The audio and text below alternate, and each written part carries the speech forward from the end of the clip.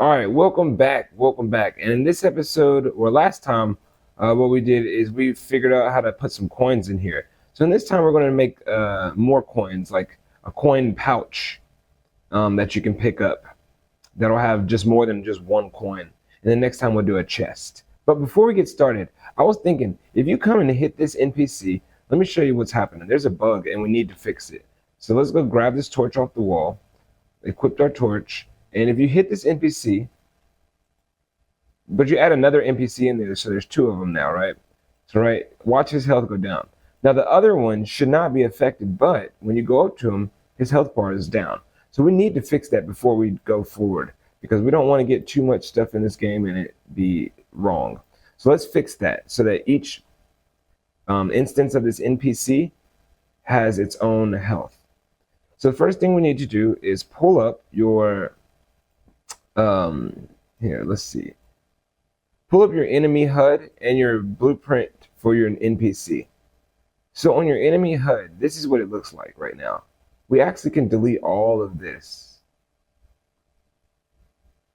Yeah, all of it. And for the return value, what we're going to do is we're going to create a variable. So create a variable and call it current health and make it a float. And once you do create it, you're going to grab it and get it and plug it in. This will be our health variable from going forward. It's very simple. Compile and save. Now in the blueprint for the NPC, this is where we need to write a couple things.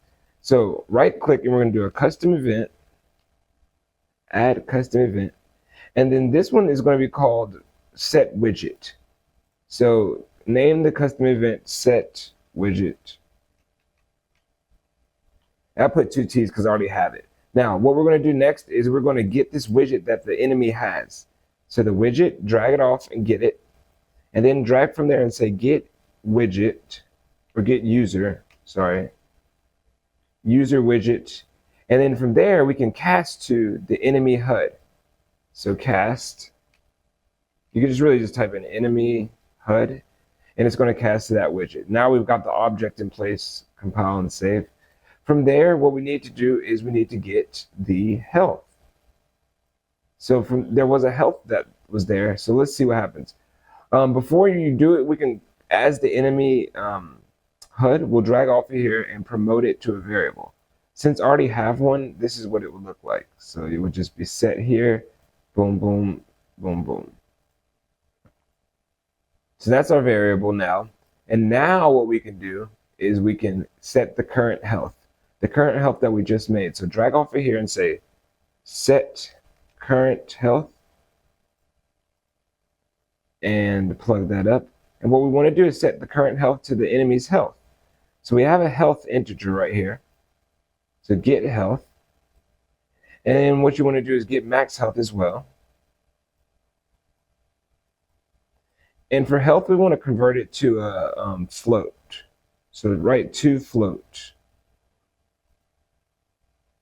And then divide by the max health and plug that value in. Now you've got a function called set widget. And we need to call this function as soon as the game starts for any NPC. So on event begin play, what we're going to do is we're going to call that function called set widget. All right, perfect. Now also in the enemy take damage, what we need to do is right here after they show the damage, after show damage, then we need to set the widget. So every single time they get hit, we need to set that widget. Now compile and save. And for me, I'm just going to delete what we just did because I already did it. It's right here. And I'll uncomment it. But now that should be right. Compile, save, and when we play the game,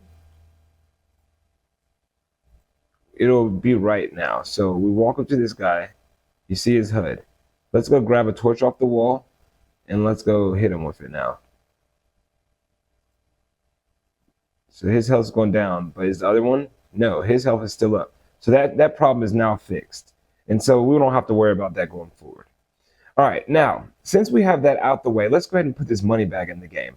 So if you don't have a mesh or you don't have a mesh for the money bag, you should make one or download one. But for me, I have one and I've put it into the game. Now, it's not the prettiest, but it'll get me by. I don't care. You know what I'm saying? So that's what I'm going to use.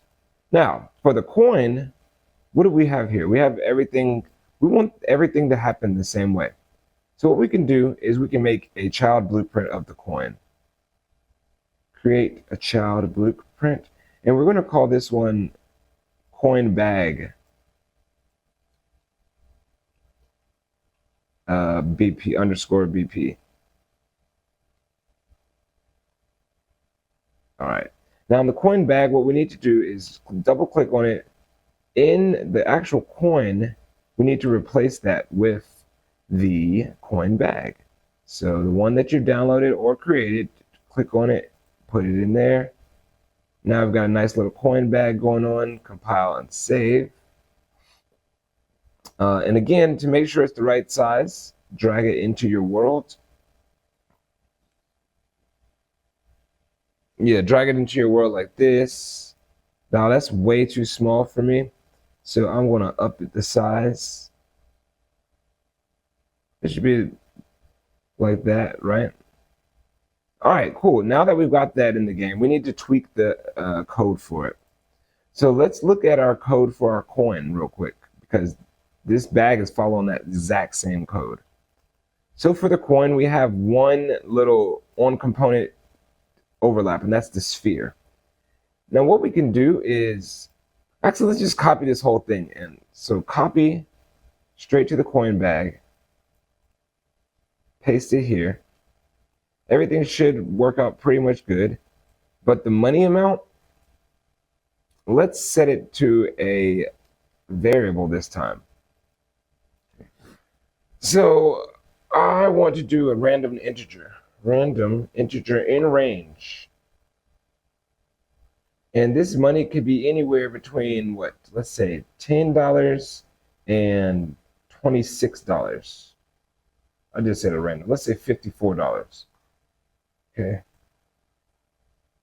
And it's going to add that amount of money to the player. And it'll play the sound, delay, and destroy. Let's go ahead and test out this coin bag and see if it works. So there's the coin bag right there. And it's kind of big. But I run into it, and it gave me 12. As you can see, my money went up to 12. So that's pretty much all I wanted to cover in this episode, to get the coin bag in there in the game. Let's fix the size real quick before I leave y'all. I mean, that's kind of just something I have to do. It doesn't. You probably didn't even use the same model, so yours is probably right already. But anyways, perfect. Now we've got a money bag in the game. And the next thing we need to do is add a chest in the game. Once we get a chest in the game, then we're going to be rolling, because we could put any kind of items in the chest, not just money or money bags. We can put any items in the chest.